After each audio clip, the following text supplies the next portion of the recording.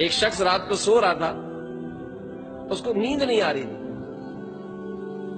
آ رہی تھی، اب وہ بڑا کروٹیں بدل رہا ہے کہ میں نیند ہی نہیں آ رہی۔ آخر وہ بستر سے اٹھا، کپڑے تبدیل کیے، گاڑی نکالی اور ڈرائیونگ کرتا ہوا نکل پڑا۔ اب چلتے چلتے کافی دور جا کر اس مسجد نظر آئی اس کو، تو اس نے کہا چلو یار مسجد میں چلتے ہیں، کچھ نماز وغیرہ پڑھ لیں، دل کو سکون مل جائے گا۔ اب گاڑی اس نے پارک کی، وضو وغیرہ کیا، جیسے ہی مسجد کے اندر آیا ایک شخص دعا مانگ رہا تھا، روتے روتے گڑ گڑا رہا ہے، رو رہا ہے، آنسو بہا رہا ہے۔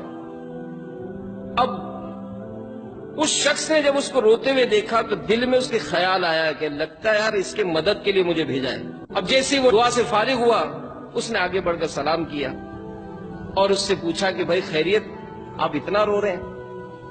تو کہنے لگا کہ میری بیوی کا آپریشن ہے صبح، میرے پاس رقم نہیں ہے، بہت پریشان ہوں۔ اس نے پوچھا کتنی رقم چاہیے؟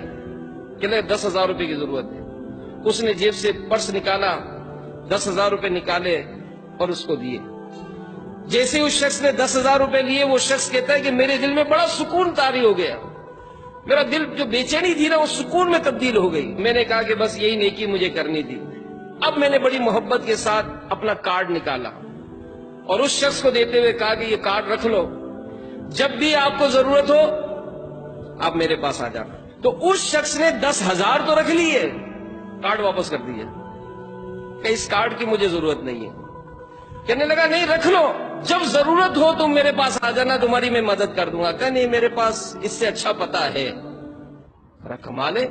تو کہنے لگا کون ہے جس کا تمہارے پاس پتہ ہے؟ کہ جس نے آج تمہیں بھیجا ہے، جس نے آج تمہیں بھیجا ہے۔